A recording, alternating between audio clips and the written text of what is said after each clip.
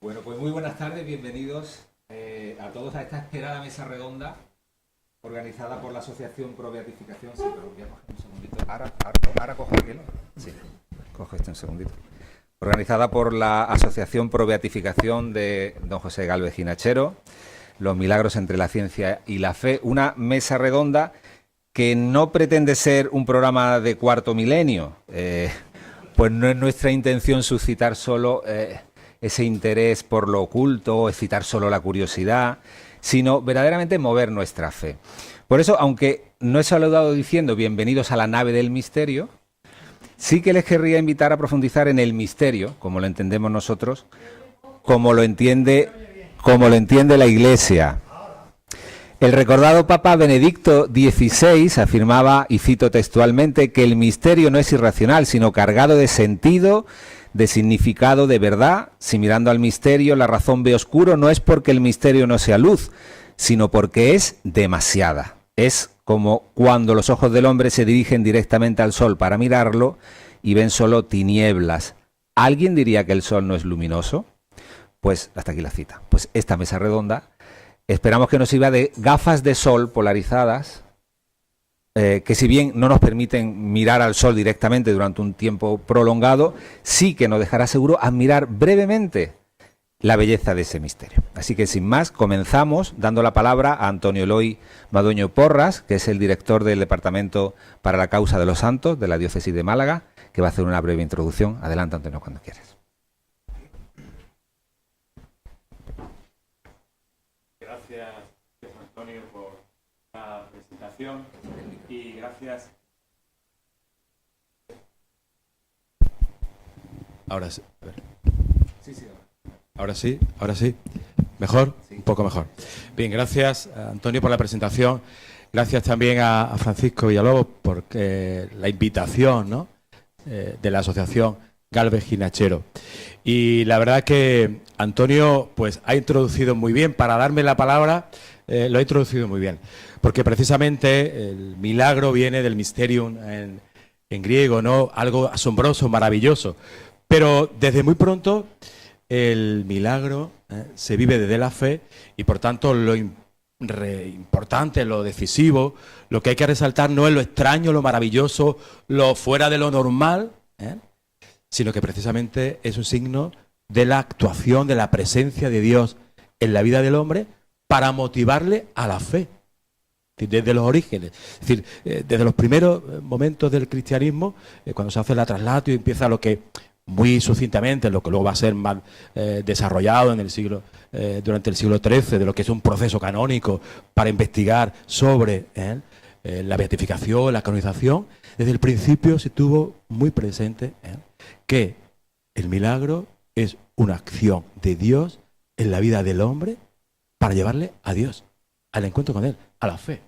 Es decir, no, la Iglesia nunca se centró en lo maravilloso, lo extraño, ¿verdad?, que pueda parecer, sino que siempre fue muy fiel a ese sentido salvífico. Hasta no voy a entrar en ello, pero así lo define el Concilio Vaticano II.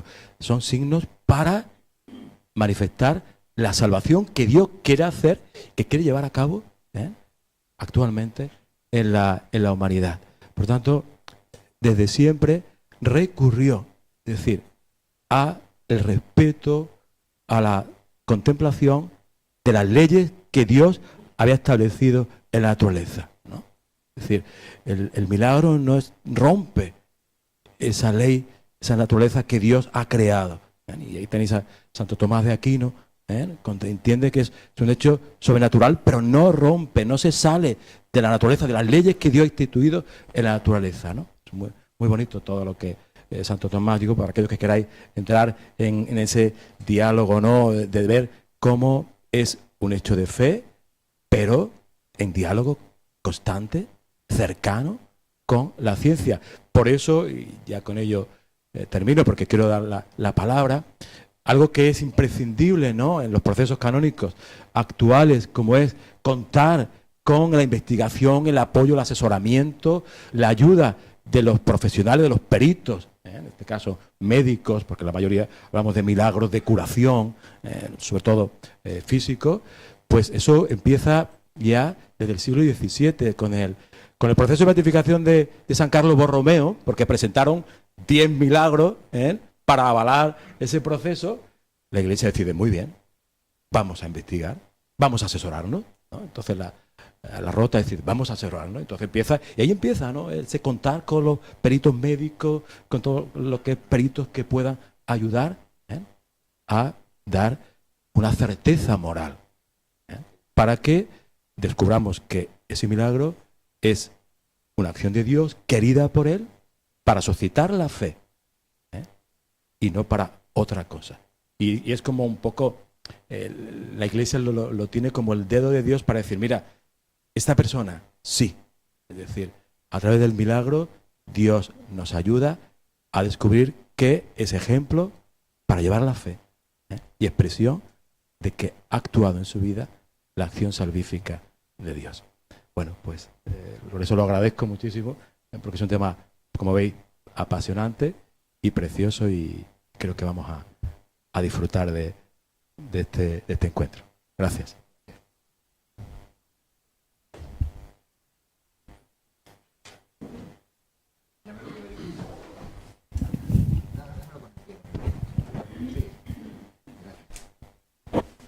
Así ya no tenemos que compartir micro. Muy bien, pues muchísimas gracias, Antonio Loy. Pasamos a presentar a los ponentes.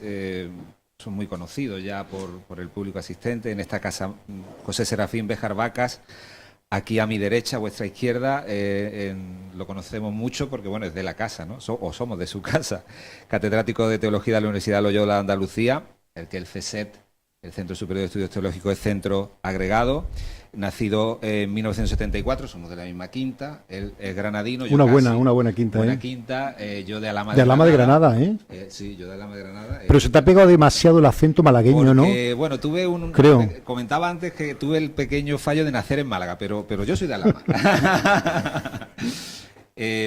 Bueno, él es sacerdote granadino, teólogo, escritor, licenciado en Teología en la Facultad de Granada, doctor en Teología Fundamental por la Gregoriana, doctor luego en Filosofía por la Universidad de Granada, y entre sus numerosos libros y artículos, Los Milagros de Jesús, una visión integradora, editada por Herder, que contamos con él como un especialista en este tema de los milagros, ¿no? Una reflexión que atiende, pues, a los diferentes aspectos bíblicos, científicos, filosóficos, teológicos y espirituales implicados en el tema. Así que José Serafín Béjar Vacas, con B, bienvenido. Muchas gracias, Antonio. Enseguida te damos la palabra, pero antes presentamos a Carlos Romero Gómez, que es malagueño de Palma del Río, me ha dicho antes, le ha pasado un poco como a mí. Nacido en 1968, es licenciado en Medicina y Cirugía por la Universidad de Málaga, especialista en Medicina Interna, máster en Enfermedades Autoinmunes por la Universidad de Barcelona. Desarrolló su actividad durante 2 décadas en el Hospital Costa del Sol y desde el año 2019 es jefe de sección en Medicina Interna del Hospital Regional Universitario de Málaga, Carlos Haya, para entendernos. Ha sido miembro de la Comisión de Bioética y Comisión de Fármacos de Alto Impacto en el Hospital Costa del Sol, miembro de la Comisión de Mortalidad en el Regional y miembro de la Asociación Andaluza de Enfermedades Autoinmunes, de la que es directivo, y de la Sociedad Española Multidisciplinar de Enfermedades Autoinmunes Sistémicas, siendo este el campo de su actividad profesional y producción científica. Carlos, bienvenido. Muchísimas gracias. Muchísimas gracias por la invitación. Como planteamiento inicial, para los dos, vamos a ir haciendo una especie de, primero que hable cada uno y luego ya nos vamos enzarzando en peleas, lo que necesitéis, o en disputas. Como planteamiento inicial, me gustaría establecer los límites del milagro, descartando por un lado la superstición, el fideísmo ingenuo, y por otro lado el racionalismo o el cientifismo más radical, que niega la posibilidad de intervención de Dios más allá de nuestras capacidades. ¿Dónde, en qué lugar situáis vosotros el milagro? Empezamos. Buenas tardes, es un placer compartir con todos ustedes esta reflexión sobre un tema que habitualmente despierta mucha curiosidad y que también es uno de los temas que en teología corren riesgo de malinterpretarse. Siempre me gusta explicarles a mis alumnos que Goethe decía que el milagro era el niño preferido de la fe, durante muchos siglos, esa ha sido la función del milagro, una función apologética, demostrativa, probatoria. Jesús tiene que ser Dios porque hacía milagros. Pero es curioso que cuando empieza a aposentarse, como decía Antonio, ese proceso de adultez de la razón, lo que antes era el niño preferido de la fe, comienza a convertirse en el mayor escollo para una persona que racionalmente quiera posicionarse en el ámbito creyente. Hasta tal punto que Rousseau, este pensador ilustrado, decía: quitad todos los milagros del Evangelio y el mundo entero se pondrá de rodillas ante Jesús. Es decir, lo que en un tiempo era un elemento de fuerza probatoria, en otro momento histórico se convierte en el mayor escollo para que uno pueda abrirse a la fe. En este sentido, me parece que para ubicar la cuestión hemos de deconstruir el concepto de milagro, porque a nivel popular el milagro se entiende como un hecho extraordinario que tiene su causa en una intervención directa de Dios en nuestro orden natural. Y cuando se pregunta cuál es el metro que nos ayuda a medir el grado extraordinario de un determinado hecho, ese metro siempre es la ruptura de las leyes de la naturaleza.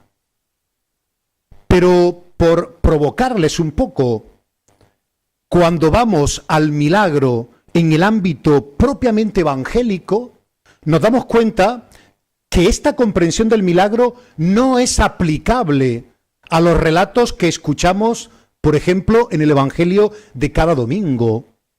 Por una razón muy sencilla, porque el hombre bíblico, el hombre del siglo I, que vive en una comprensión mítica de la realidad, desconoce por completo que sea eso que nosotros llamamos ley natural.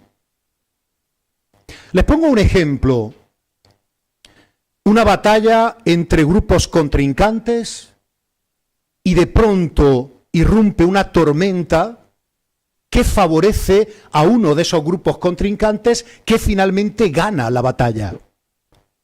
Para el hombre bíblico, esa tormenta se interpreta como un milagro. Y ustedes pueden comprender que ahí, por el hecho de haber existido una tormenta, no se ha roto ninguna ley natural. Por tanto, es muy importante que el propio Evangelio nos diga qué entiende por milagro, porque de lo contrario, cuando leemos los distintos relatos, estamos introduciendo en ellos precomprensiones que le son completamente ajenas. Por cierto, Antonio, a mí un periodista me pone nervioso porque siempre pienso que hay que contestar más corto. Estaba yo pensándolo. Estabas pensando, ¿verdad? Sí. Termino por seguir provocando. Les voy a poner dos ejemplos tomados de los evangelios. El primer ejemplo, la pesca milagrosa. ¿Qué ley natural se ha roto por el hecho de que una pesca sea especialmente abundante? Se dan cuenta, por tanto, cómo el criterio de orientación de lo que entendemos por milagro no puede ser la ruptura de una supuesta ley natural. Pero les pongo un ejemplo inverso. Ese relato maravilloso del Evangelio donde Jesús cura a 10 leprosos y les manda al sacerdote para que el sacerdote verifique que se ha producido la curación. Y de camino solo uno se vuelve, se arrodilla ante Jesús y le da las gracias. Me gusta decirle siempre a mis alumnos que allí hubo 10 curaciones, pero un solo milagro. Se dan cuenta, por tanto, cómo es necesario, cuando nos acercamos a esta temática, intentar permitir al Evangelio que se explique desde sí mismo para que no introduzcamos precomprensiones que son ajenas al propio texto evangélico. Muy bien. Se permite cierta flexibilidad, por supuesto, sobre todo en el tema introductorio. Carlos, adelante cuando tú quieras. ¿Qué piensas de este planteamiento inicial de dónde colocamos el milagro entre la ingenuidad y el científico? Bueno, lo primero, si entendemos por milagro como aquellos hechos extraordinarios y maravillosos que no pueden ser explicados por las leyes de la naturaleza, desde un punto de vista a lo mejor teológico, en relación con la intervención de Dios, ¿no? Lo primero es decir, ¿qué puede, como científico, como médico? Yo lo primero que diría, no los médicos y los científicos, digamos que los médicos por una parte somos científicos, pero no solo científicos, también somos humanos, y eso muchas veces la gente tiende a confundir y dice, no, los médicos son científicos y solo es la conocimiento biológico, no. La medicina, gracias a Dios, también da para mucho más, ¿no? Y un concepto también, un médico tiene que ser tremendamente humano, ¿no? Pero centrándonos en el tema de la ciencia, una cosa, la ciencia, digamos, que se basa en el conocimiento de las cosas por medio de la observación y el razonamiento, siguiendo un método científico en el cual una de las cosas, lo primero sería una observación adecuada, la hipótesis de por qué se produce un hecho, luego llevar a una experimentación y medición de los resultados y llevar a una serie de principios o leyes. En ese sentido, si uno de los principios fundamentales del método científico es la reproductibilidad. Es decir, si una cosa, un experimento, un determinado hecho se tiene que repetir, a lo mejor por otro grupo de investigador, ¿no? El que sea reproductible, eso te permite decir, bueno, pues esto efectivamente es así. Por principio podemos decir, bueno, pues la ciencia debe de negar que los milagros no existen, porque esto es un hecho extraordinario, esto no se puede, no puedo hacer una hipótesis de por qué ha ocurrido, esto no es reproductible. A la hora de coger, y cuando tengamos una situación que podemos decir como milagro, lo podemos diferenciar entre una curación sorprendente, diferenciarlo de una curación sorprendente o milagro. Y se pueden dar, pues yo creo que cuatro posibilidades. En principio 3, pero que la tercera la podemos dividir en 2. La primera es, centrándonos a lo mejor en un hecho médico, dice una persona, hay una curación milagrosa. Dice, a lo mejor no es que sea una curación milagrosa, es que se estableció un diagnóstico equivocado. Es decir, lo que se valoró como un diagnóstico determinado, resulta que se estableció un pronóstico pensando en este diagnóstico y luego resulta que ese diagnóstico no era tal, con lo cual la curación no se ha producido, no hay tal milagro, simplemente que hubo un error en la apreciación de los diagnósticos. Los errores... Sí. Perdón. Entonces, lo primero es decir, ¿es esto un error médico? Y los errores médicos hay que pensar que ocurren diariamente. Y además hay que diferenciar los errores de la negligencia. La negligencia médica es aquel error producido por descuido. El error médico es un hecho inherente a la práctica de cualquier profesión, incluida la medicina. Y es más, los médicos nos basamos no solo en nuestro conocimiento, sino en el resultado de pruebas que utilizamos. Y las pruebas que se utilizan en medicina, pues conllevan errores. Y siempre hay un porcentaje de error, con lo cual muchas veces podemos al final equivocar nuestro pronóstico, es decir, la predicción de lo cual va a ser el resultado, pues por un error.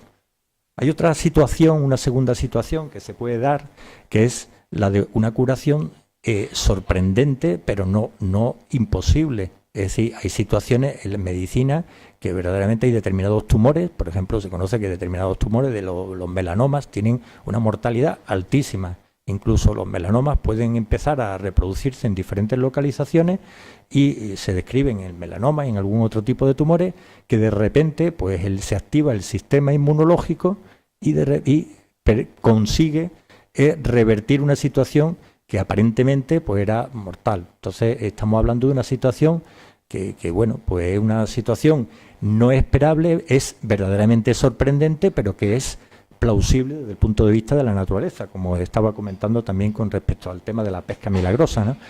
Hay otras situaciones, por ejemplo, hablamos del virus del ébola. Si uno contrae el virus del ébola, que todos los conocemos, el virus del ébola tiene una mortalidad entre el 60 y el 90%.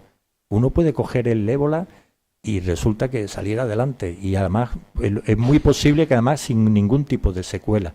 Entonces eso sería una segunda situación. Pero luego hay situaciones que son verdaderamente, absolutamente inexplicables. Estas están recogidas bueno, hay una de las cosas que leyendo acerca de los milagros de Lourdes, en Lourdes creo que hay una comisión o un buró encargado de constatar y estudiar el tema de los milagros. Y ellos, pues no sé si de los millones de personas que se acercan a Lourdes y de los montones de milagros que se hayan descrito, creo que he reconocido 60. Y cuando uno lee algunos de esos milagros, me pareció interesante leer el milagro de María Bailey, una chica con una peritonitis tuberculosa a principios del siglo, que iba acompañada de un médico científico, que además fue una persona que luego, bueno, muy conocida a nivel científico, porque además fue uno de los precursores en cirugía vascular, en la sutura de las arterias.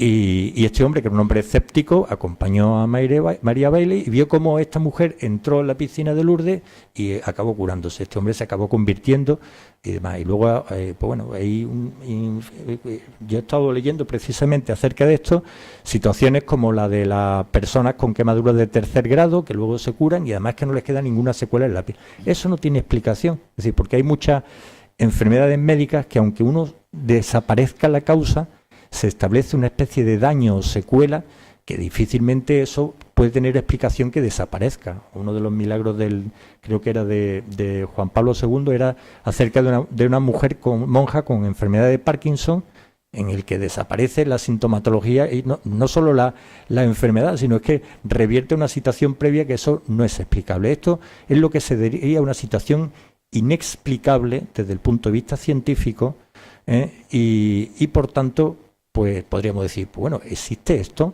Y hay una cuarta situación que leyendo un libro que se llama Los milagros médicos, escrito por Miguel Ángel Pertierra, un hombre, es otorrino, un hombre recientemente jubilado, que se dedica a investigar mucho de los milagros, le interesa y además intenta hacerlo desde un punto de vista totalmente objetivo, no es una persona que aparentemente sea creyente.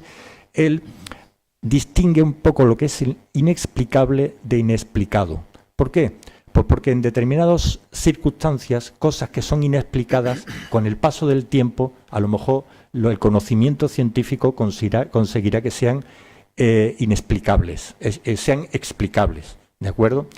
Entonces, uno puede decir, bueno, los milagros, uno puede tender a decir que como científico, digo, no, los milagros no existen. Yo creo que si somos verdaderamente médicos o científicos, cuando establecíamos los diferentes principios de la investigación, el primero de ellos es la observación. Entonces, como médico científico, el que ve un hecho absolutamente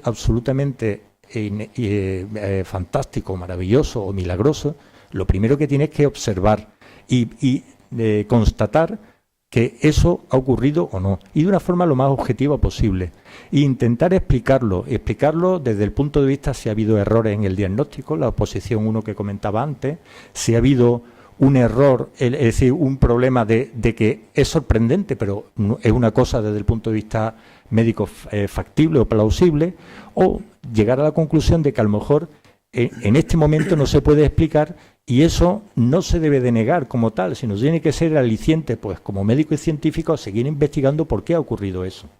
Decía Luis Pasteur que un poco de ciencia aleja de Dios y mucha ciencia devuelve a Él.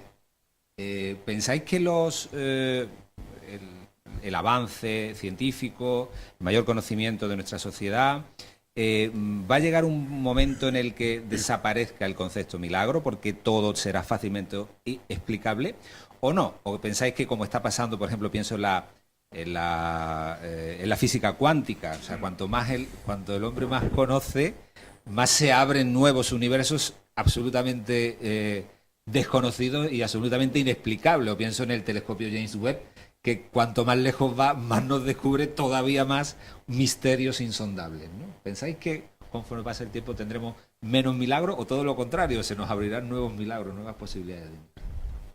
Yo creo que está habiendo una transición de un paradigma científico que comenzó con la modernidad, que podemos decir de manera genérica que pertenece a Newton, a un nuevo paradigma que recoge como todos los grandes descubrimientos, especialmente física cuántica, teoría general de la relatividad, el concepto de tiempo, que está abriendo horizontes que a mí me resultan muy alentadores para el diálogo con la teología. De alguna forma, el modelo de Newton era un modelo rígido, matematizable, era un modelo que, conectando con Descartes, entiende el cosmos como una maquinaria que funciona con leyes naturales. Y esas leyes naturales permitían que la realidad fuera, en cierta manera, predecible. ¿Qué es lo que ha provocado ese paradigma científico, a mi juicio? Eso que algunos autores llaman el desencantamiento del mundo. Porque al final ese sistema rígido, autónomo, como si fuera una suerte de maquinaria, un reloj, lo que produce es una confrontación con el cosmos, con la realidad, que tiene algo de monótona. El universo como algo silencioso, monótono, predecible. He leído con mucha fruición un texto de una premio Nobel de Química, Prigogine, no sé exactamente cómo se pronuncia, es un libro muy interesante, La nueva alianza, la metamorfosis de la ciencia, donde ella afirma que el cosmos, la naturaleza, se presenta hoy a los científicos como una realidad abierta. Y en este sentido, dice ella, la ley natural es la excepción. Y justamente lo impredecible se ha convertido en la regla. Por este motivo, los científicos tienden ahora a ver el cosmos, el universo, como una realidad en proceso, una realidad abierta, una realidad inventiva, creadora, una realidad que de ninguna manera ofrece dinámicas irreversibles. Y esta premio Nobel de Química hablaba de que de nuevo podemos encantar el universo, y decía ella, de nuevo, el universo aparece como una realidad que posibilita la escucha poética, es decir, el asombro, la maravilla, la sorpresa. Yo creo que si poco a poco vamos entrando en este nuevo paradigma científico, se ofrecen horizontes, como decía anteriormente, muy alentadores para el diálogo entre la ciencia y la fe, la ciencia y la propia teología. ¿Qué piensas, Carlos, de tú, no sé, pienso siempre en la experiencia del médico que puede asistir a ese asombro diario ante la realidad de la naturaleza con tus pacientes? ¿Eres capaz de trascender en el momento científico cuando estás delante de un paciente, cuando estás tratando a un caso concreto? Me preguntaba antes, a priori, en bajito, dice, ¿qué quieres que te pregunte? Y decía yo, me vas a preguntar si he visto algún milagro en mi vida. Yo no soy un gran científico. A lo mejor lo que sí puedo decir es que he sido médico, y médico durante ya creo que años, y con mucha asistencia clínica. Yo médico, milagros como sucesos totalmente inexplicables, no lo he visto nunca.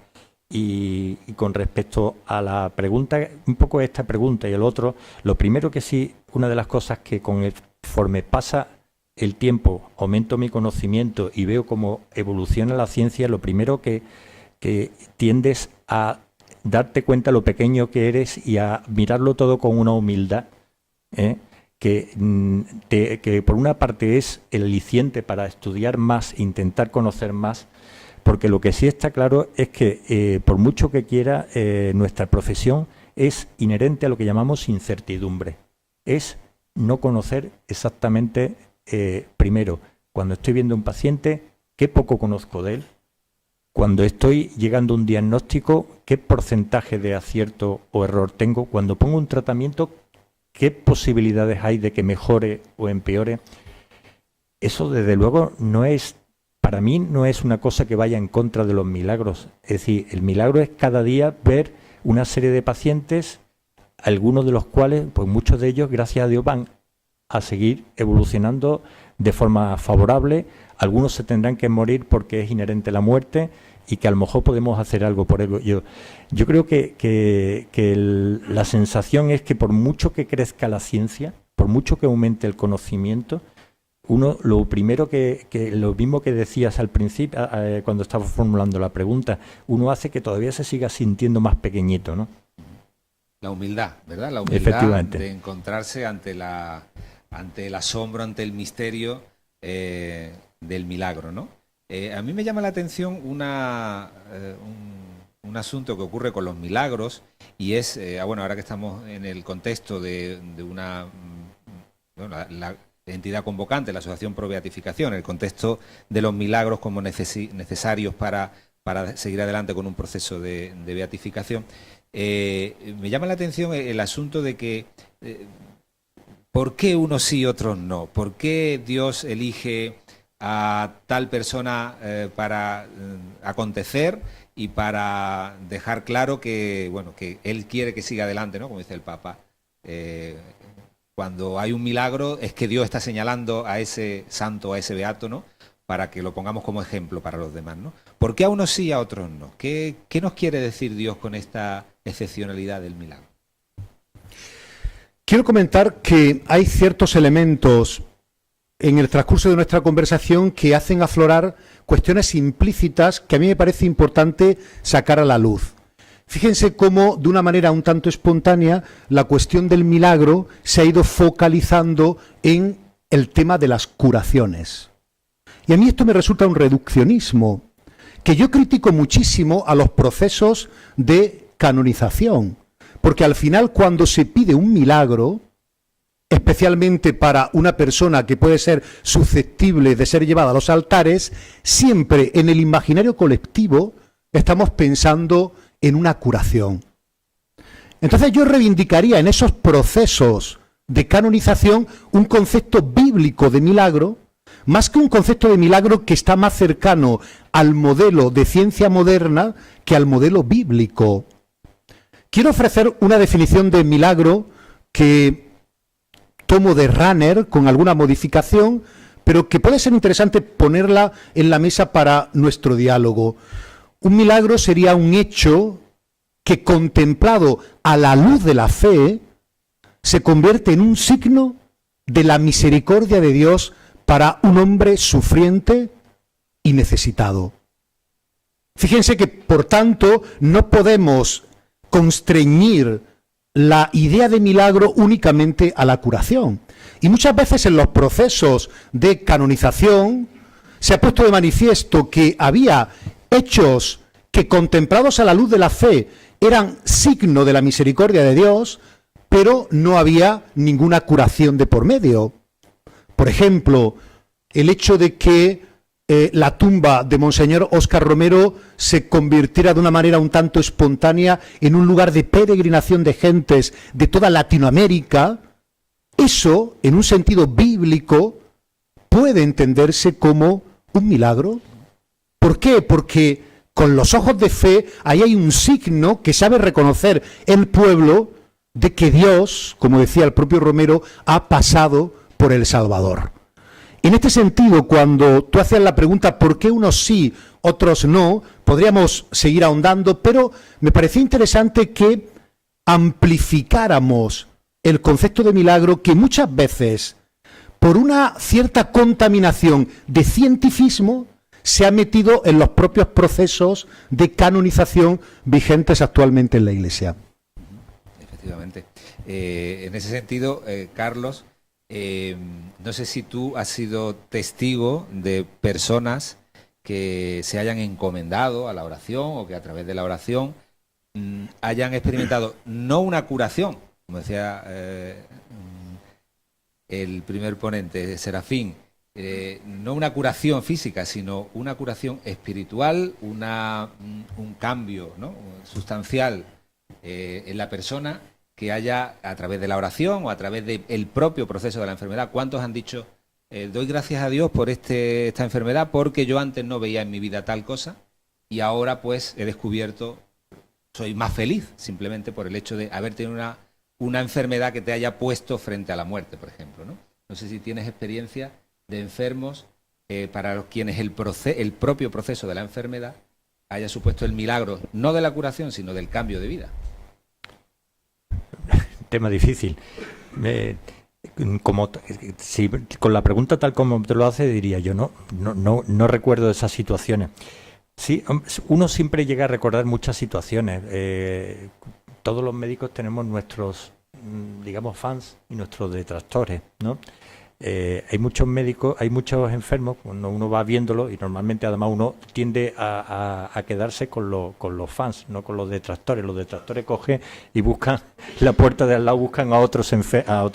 Hay muchos que de pronto te ven y vienen y te lo dice: doctor, usted hizo conmigo un milagro. Hay mucha gente que lo dice, lo ve.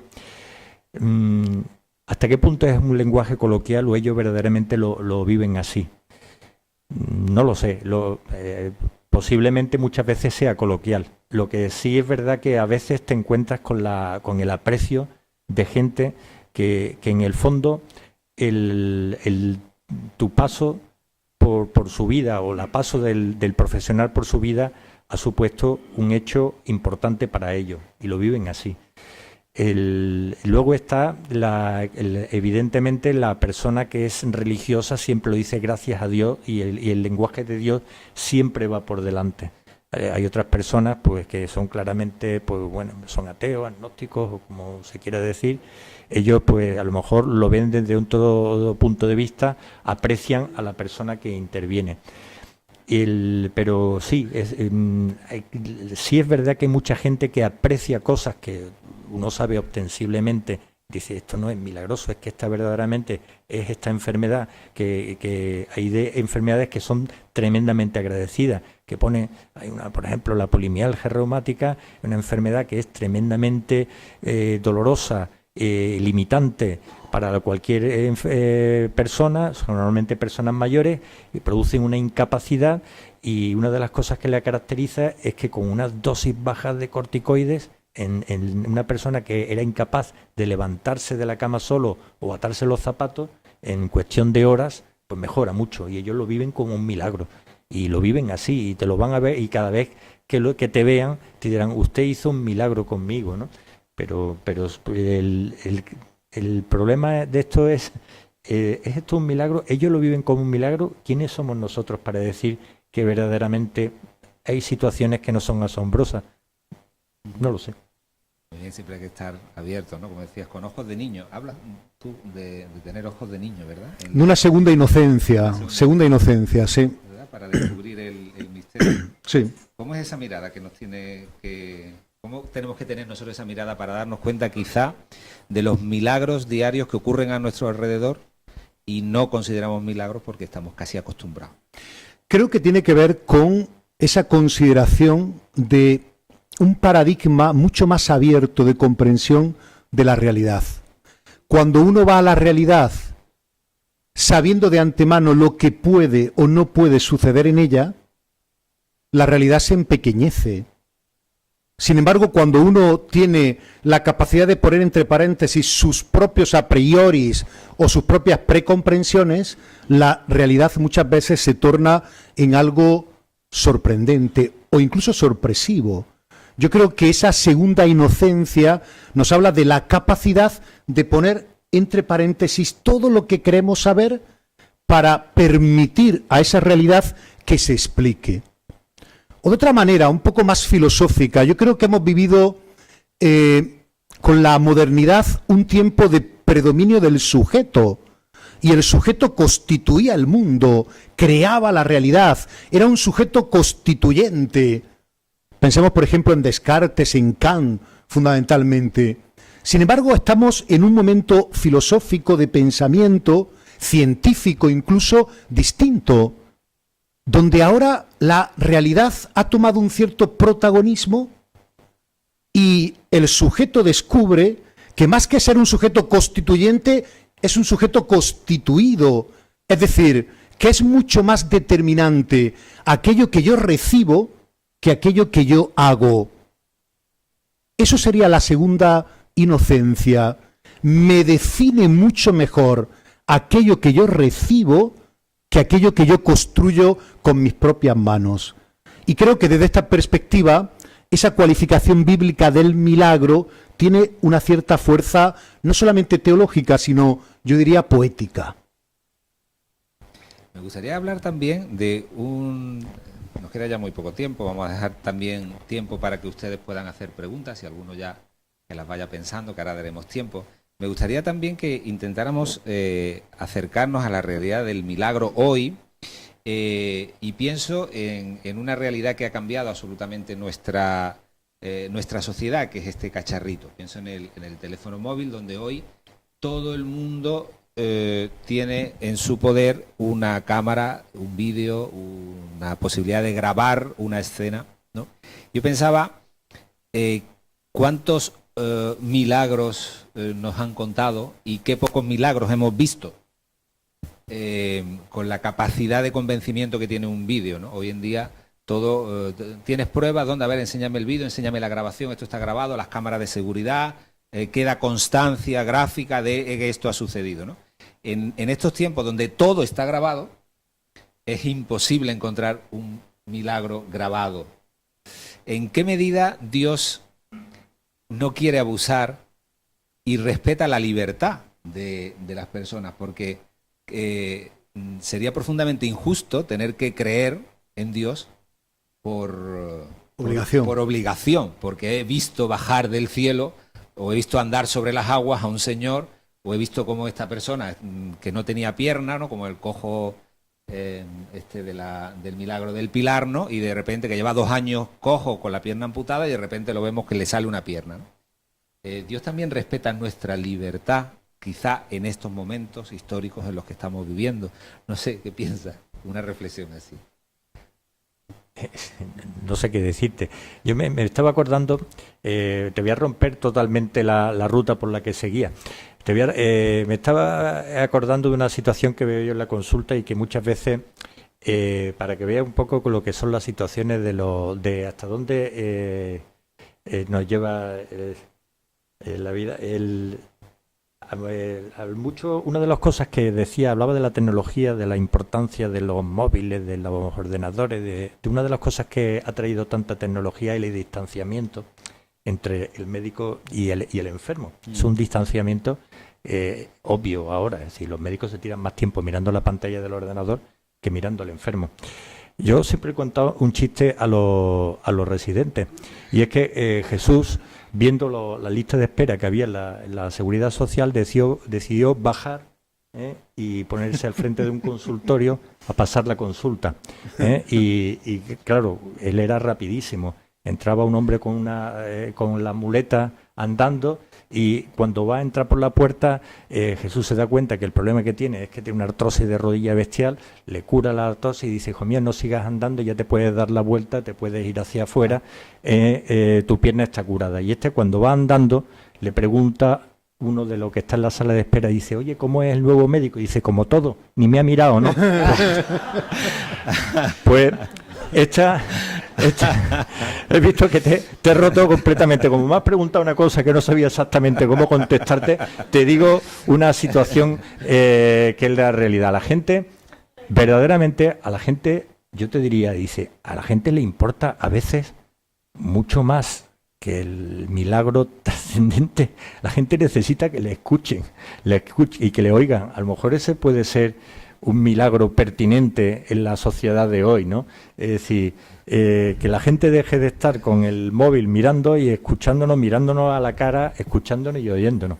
¿Puedo intervenir? Porque quería soltar un poco de provocación a Carlos, y ya que ha sacado el tema, yo creo que uno de los elementos más interesantes cuando uno se asoma a los milagros en los evangelios es que hay un concepto holístico de salud y de enfermedad que creo que en gran medida la medicina actual ha perdido.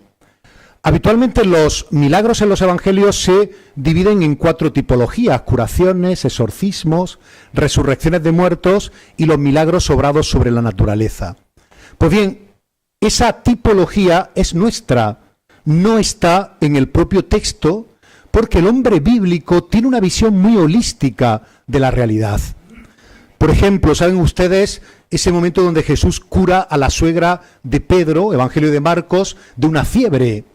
Pues bien, en el Evangelio de Lucas, la curación tiene la forma de exorcismo, porque Jesús lo que hace es increpar a la fiebre para que la abandone. Es interesante porque en tiempos de Jesús, ante una enfermedad, la gente no se preguntaba qué la produce, sino quién la produce, ¿no? O por ejemplo, cuando ese padre le lleva a Jesús a un niño que tiene un espíritu inmundo mudo. O incluso el relato de la tempestad calmada en el Evangelio tiene la forma de un exorcismo, porque increpa al oleaje, al viento. Es interesante porque el concepto de enfermedad es un concepto holístico que abarca a la totalidad de lo que somos. Y yo creo que uno de los puntos o de los flancos débiles de la medicina actual es que se ha perdido esa consideración global del paciente. También en gran medida, Carlos, por esa super especialización donde un médico es muy especialista de un órgano, pero no le preguntes del que está al lado y se pierde esa visión antropológica integral. Hace poco me impresionaba que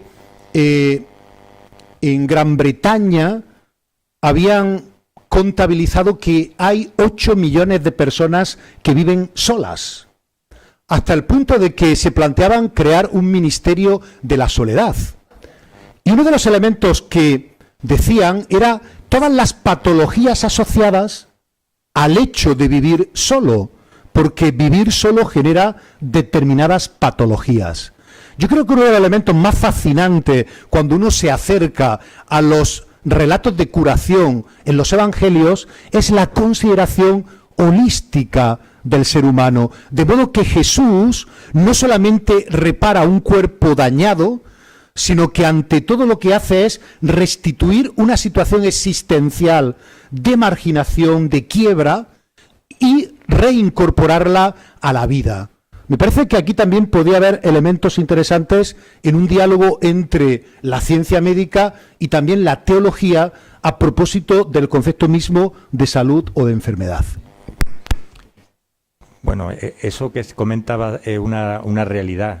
Se le puede llamar de muchos nombres. Uno de los que se denomina ahora es la atomización de la medicina. Es decir, cada vez, además, si uno empieza a buscar las listas de los médicos que eligen MIR, pues casi todos se van a enfermedades relativamente especialidades y, sin embargo, la medicina de familia, que es la medicina más holística, que va a tener precisamente una atención más integral del paciente, es la que está un poco desplazada, y en parte desplazada porque también han perdido verdaderamente el papel que tienen. Eso es un problema y una realidad. Pero también hay movimientos dentro de la medicina para intentar recuperar esto. Es decir, hay un movimiento... hay movimientos en los últimos años para diferenciar lo que sería la medicina centrada en la enfermedad para ser una medicina centrada en el paciente, en la persona, sí. Y en la persona en su concepto no solo biológico, sino en entorno social y psicológico. Y es lo que tú estás comentando. Yo ahora, pues si tengo que pasar por una sala de medicina interna, la de las nuestras, si yo tengo que, de los 30, 40, 50 enfermos que veamos, te puedo decir que el 30-40%, el principal problema que tienen no es un problema biológico, que es la senectud con toda la carga que tiene, sino probablemente el principal problema es un problema social. Es un problema social de gente que se encuentra sola, de que están incapaces, de que no... Entonces, efectivamente, eso es una realidad. Y es uno de los problemas que tenemos, pero bueno, que habrá que seguir indagando. Ahora la medicina, la ciencia, el estudio de la medicina, el estudio de la ciencia es tremendamente complicado y cada vez más amplio y más difícil. Probablemente es mucho más satisfactorio para el científico dedicarse al neumocito tipo 2 y a las enzimas que produce, que dedicarse a la valoración integral de un paciente que vive en una zona marginal donde hay problemas de robo, donde hay problemas de droga, donde hay dificultad del acceso sanitario y eso es mucho más complejo y normalmente pues todos tendemos a la comodidad, ¿no? Y eso es uno de los problemas que tenemos, sí. Qué interesante, se nos va acabando el tiempo, llega el momento de ofrecer la palabra a los presentes. Si alguno de vosotros quiere hacer alguna pregunta, adelante.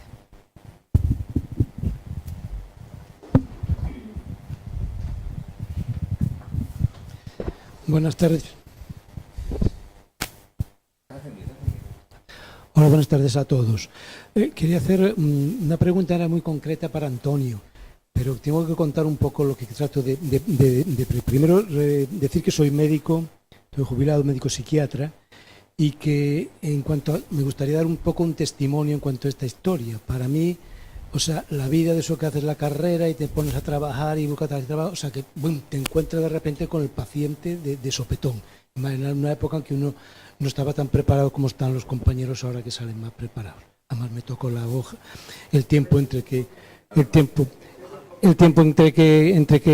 se cambiaban los tipos de docencia. Entonces, el encuentro con el paciente, o sea, para mí el milagro que me aporta la experiencia de encontrarme frente al paciente y frente a un humano, sobre todo cuando empiezas, que no tienes ni idea de medicina, que estás en pelotas, que no sabes nada, y te encuentras ahí se produce un milagro en ese encuentro, que yo creo que ese es el mismísimo milagro de la vida.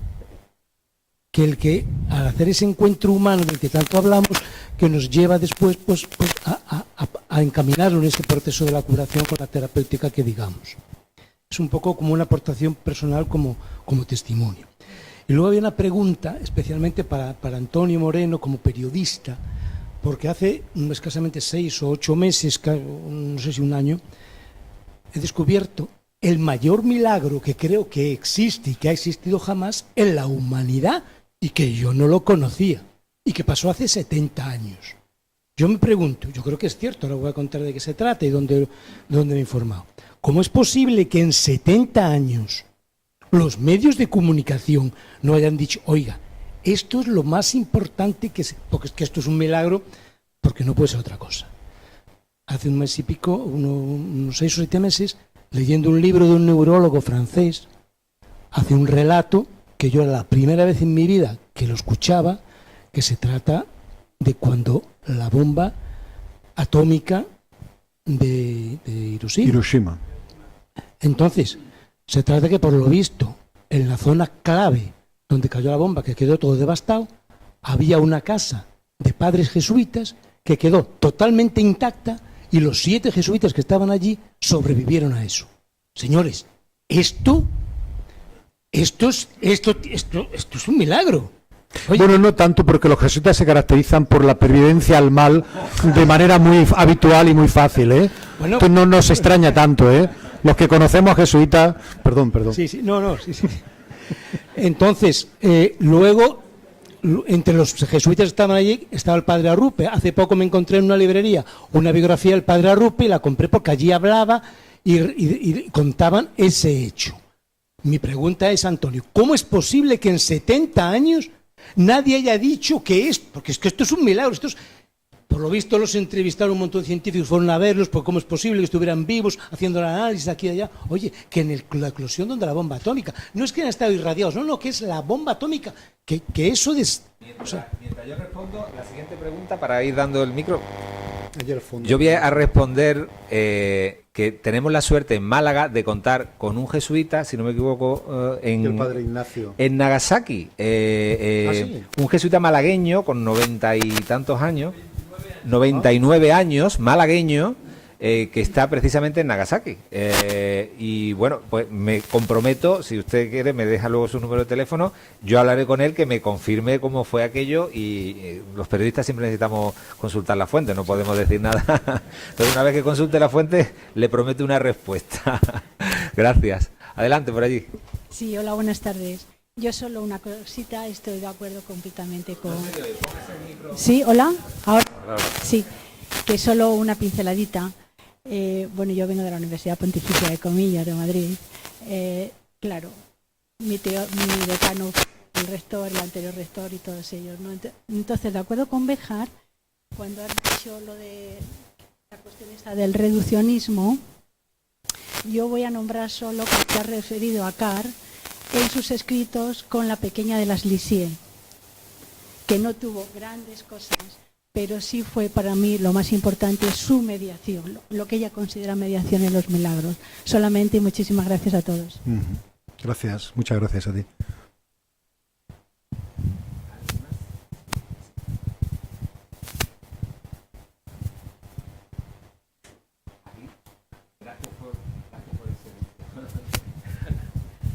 Bien, hablando de la medicina o de la orientación integral y tal, ahí es donde yo veo que muchas veces el milagro está no en que se cure la persona, sino en que acepte su situación y ponga los medios para estar mejor y ser más feliz a pesar de la... Entonces, he leído un poquito por encima lo de Carlo Acuti. Bueno, esa madre que acabara aceptando que seguramente esa enfermedad era para un bien mayor o tal, pues que el chico hiciera el bien que hacía con el teléfono o lo que fuera, pues todo eso, es decir, que hay muchos milagros, que una madre que la hija de todas maneras ha muerto porque no pudo ser, pero porque se la ha atendido bien, porque aunque se le trasladó a un hospital donde tal no funcionaba el escáner, no sé qué, y que luego no te tenga manía, incluso que te reconozca en una reunión de la parroquia y diga, ay, qué agradecida estoy porque qué bien nos trató en aquella ocasión. Y yo estaba frita de que no podía conseguir diagnosticar bien, porque era una cosa cerebral, y se la mandó a Carlos Haya y tal, y no. Entonces yo creo que esa cuestión es importante.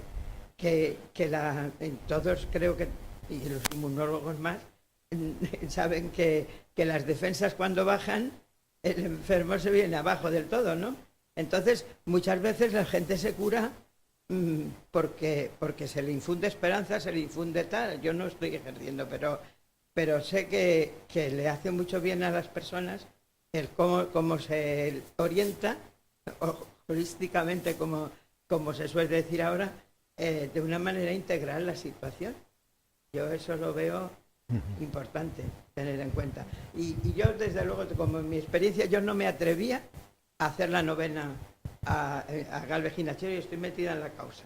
No, ¿por qué? Porque yo decía, pero bueno, si Dios ya sabe, no sé qué. Y luego un día, no sé qué, oí o vi de la gente sencilla que reza por la curación y tal. Y digo, bueno, ¿y yo por qué no voy a pensar que si luego Dios quiere me dice que sí, pues bien, que así se cura? Y no sé, y he fracasado en varias ocasiones, pero bueno, habrá habido otra forma de salvar, no la vida del cura joven que murió o la hermana que ha muerto de cáncer o tal, sino pues ha dejado mucha huella cada uno, o sea que Dios salva como quiere y como... Yo creo que Jesús siempre decía, tu fe te ha salvado. O sea, tu actitud ante la enfermedad.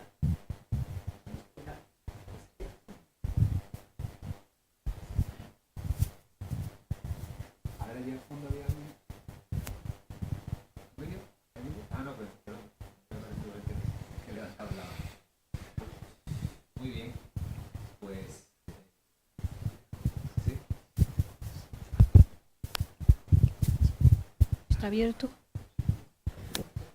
No, mi madre, desde que se casó, pues mi madre tenía mucha ilusión de tener un hijo, era muy joven y tenía mucha ilusión, y resulta que un aborto, otro aborto, otro aborto. Y entonces ella estaba ya pues muy desmoralizada y muy triste porque veía que no le cuajaban, como decía ella. Y entonces se volvió a quedar embarazada. Y entonces ella pues buscó y Teresita, ella siempre desde niña, había muy devota de Teresita del Niño Jesús, sí. Y entonces se invocó a ella para que le ayudara a que aquel embarazo siguiera adelante, y siguió adelante. Entonces parió a mi hermana Teresita, del Niño Jesús, se llama ella, mi hermana por Teresita, y mi madre pues más feliz que todo. Y luego ya pues vine yo que me colé, como decía mi padre, tú te colaste. Pero se abrió el camino, ya tenía el camino abierto.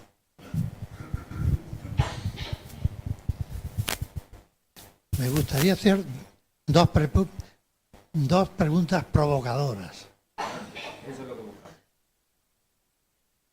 ¿Llegaremos a entender que no es necesaria la existencia del reconocimiento de los milagros, porque ya la existencia de Dios y nosotros, con referencia a Él y a su imagen y semejanza, somos también sus hijos únicos en el mundo? ¿Son necesarios los milagros? ¿Me lo pregunta a mí o a su hijo? Porque la pregunta es... A los dos.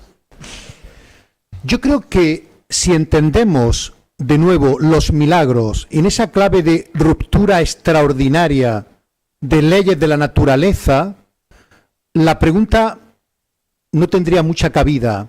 Yo creo que si somos capaces de remontarnos al significado primigenio del milagro, son necesarios los milagros. ¿Por qué? Porque el milagro es un signo de que el reino de Dios ha llegado. O de otra manera, el milagro tiene siempre una dimensión proléptica. ¿Qué significa eso? Que Jesús, cuando hace milagros, trae el mundo completo, definitivo, acabado, pleno, lo trae a nuestro presente y nos ofrece un anticipo de esa realidad última y definitiva. Entonces, si somos capaces de ver los milagros como signos de que el reino de Dios ha empezado, ya ha llegado, los milagros son muy pertinentes para la propia experiencia creyente. Otra cosa es la apropiación, muchas veces interesada, del milagro, que es que me salve a mí.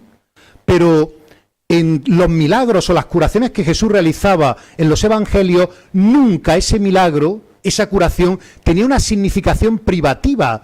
Siempre era un signo manifestativo que quería poner al pueblo sobre aviso de que el reino de Dios, la promesa, se estaba cumpliendo ya aquí y ahora. Yo me gustaría poner dos ejemplos de milagros, uno extraído de los evangelios y otro que yo en una ocasión pude comprobar. Voy a empezar por el último. Estábamos nosotros esperando en un transatlántico que nos llevaran a un sitio y estábamos al lado de una persona que no conocíamos y empezamos a hablar de temas diversos. Y no sé por qué en algún momento se empezó a hablar de Lourdes.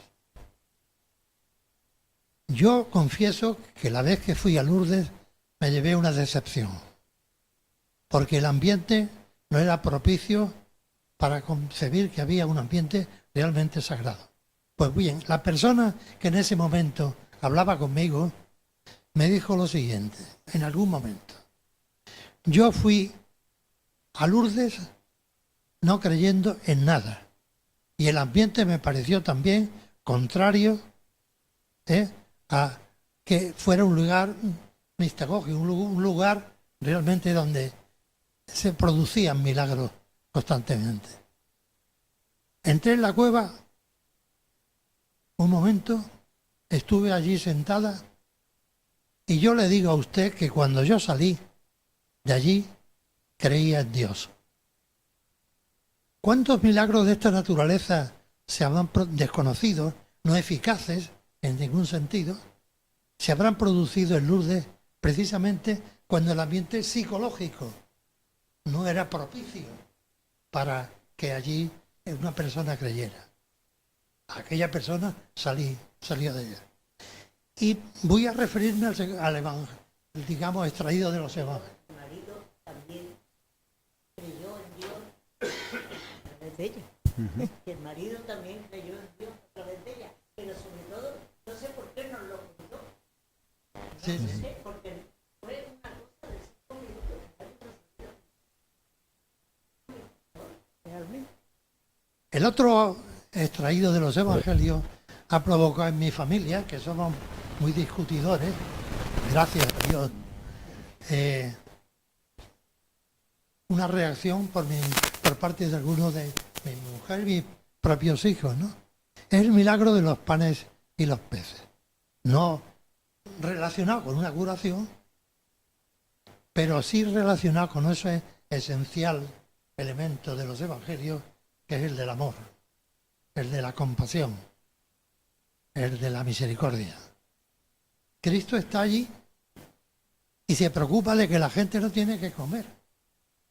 Y habrá mucha gente que ha venido a oírlo en la falda del monte y realmente se van a ir allí sin comer. Entonces, no parece, me parece, creo yo, en algún momento se me podrá discutir que no hay algo extraordinario, sino simplemente decirle a sus discípulos, ¿tenéis algo? Pues tenemos aquí 5 panes y varios, pues dadle de vosotros, dadles de comer. No puede ocurrir que en aquel momento desate en toda la colectividad esa actitud generosa, empezada por Cristo, de repartir lo que Él tiene, para que todos empezaran a sacar gente que se había llevado a lo mejor el pequeño atillo, con lo suficiente para tomar algo, y lo repartiera entre los demás. ¿Significa esto que yo no crea en los milagros?